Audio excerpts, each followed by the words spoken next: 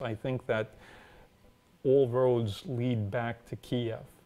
And I think that there's this feeling that, especially among the politicians, this political elite, that they think that life will continue going on as it has for the past 20 years. I personally think, and any soldier that you speak with here will tell you, that will not happen.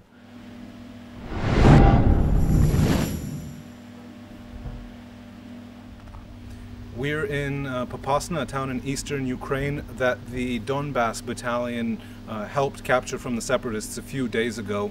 The Donbas battalion isn't a regular Ukrainian army unit. It's made up 100% of volunteers, most of whom aren't paid.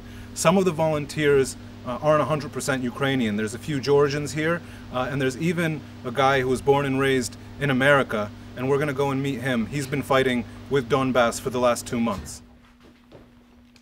I'm of Ukrainian descent, and because of my parents' background, I'm entitled to immediate Ukrainian citizenship. So before I joined the battalion, I took on Ukrainian citizenship so that I fight as a Ukrainian. But originally you're from America? I'm born and raised in America, that's correct. And do you think you're the only American serving on the Ukrainian side in this war? I'm the only guy that I've met. So I'm in a 6-man squad. I'm just a private.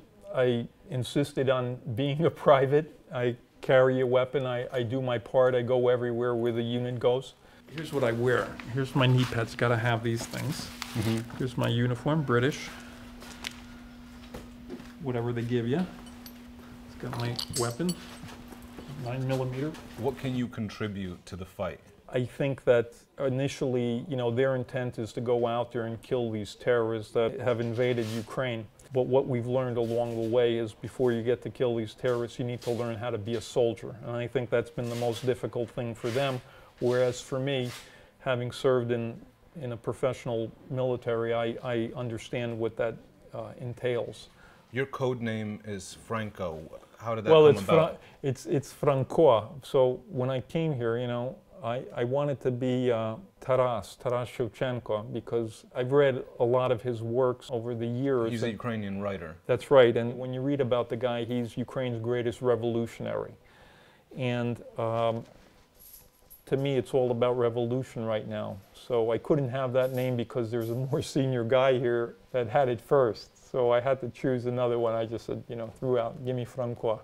This battalion has several hundred volunteers from all over Ukraine, generally more from the east. It's maybe the largest one in Ukraine. I think there's 20–25% of the guys here have military experience.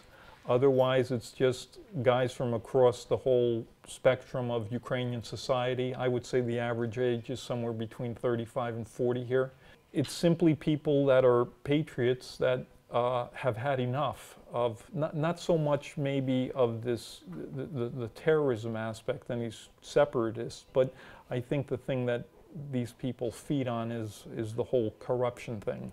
And when you hear the discussions among the guys, extremely passionate, and it all boils down to, again, this whole thing of corruption and the fact that we've not seen change for 20 years. I personally think that this could have been finished much earlier had they been able to bring in the planes and the artillery. I'm told, I've been asking this question for a couple of days, how many soldiers is there in this theater of operations? And it's somewhere between 20 to 25,000 as best I can make out, meaning volunteers and army guys.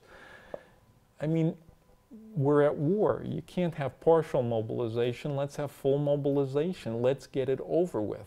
That means taking every military resource you have and bringing it to bear on the field of battle. And I think it's not 20,000 soldiers when you need probably 50 or 60,000 soldiers.